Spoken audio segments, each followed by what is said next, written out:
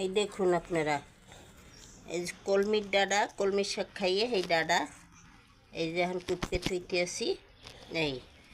এইটা আবার শাক হইবে, আবার খাবো।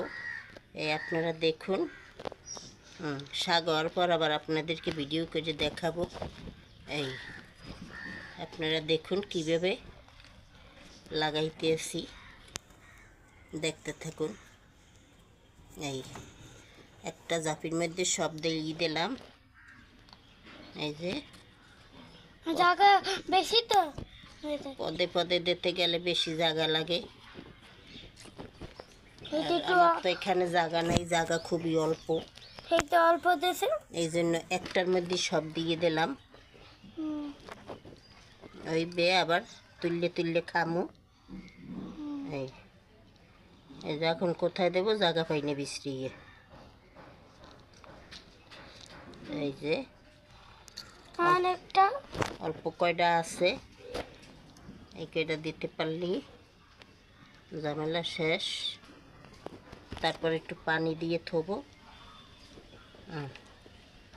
এই তারপর আল্লাহর নাম লইয়া, আল্লাহ যদি মুখের দিকে চায় মাশাআল্লাহ অনেক সুন্দর হবে।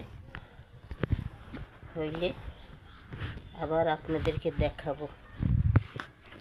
এই দেখুন, এই যে এর উপরে আর দুগো আবার মাটি দিয়ে দেব। আর দুগো মাটি দিয়ে এই যে এর উপর দিয়ে মাটি দিয়ে দেব।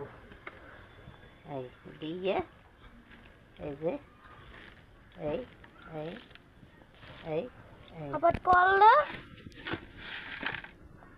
কোনো উপর দিয়ে আবার দুগো মাটি দিয়ে এই যে এই একটু সাবধানে দিলেই হয়, নাইলে এই যে এই আর আইবে না নানি। এই দেখুন আর আইতেছে না নানি, কি ওই যে কি আইতেছে না, বলো মিঠু আইতেছে না। এই যে দিয়ে দিলাম। এখন একটু পানি দিয়ে হাইপের দেব, দিয়ে থইয়ে দেবো। আল্লাহর নাম লইয়ে কয়দিনের মধ্যেই ট্যাংরি ছাড়বে। আল্লাহর নাম লইয়ে কয়দিনের মধ্যেই ট্যাংরি ছেড়ে দেবে। কলমি শাক আর যে কোনো ইতে লাগাইলেই হয়। এই এই দেখেন কীভাবে পানি দেই। এই যে পানি দিতে এই এই এই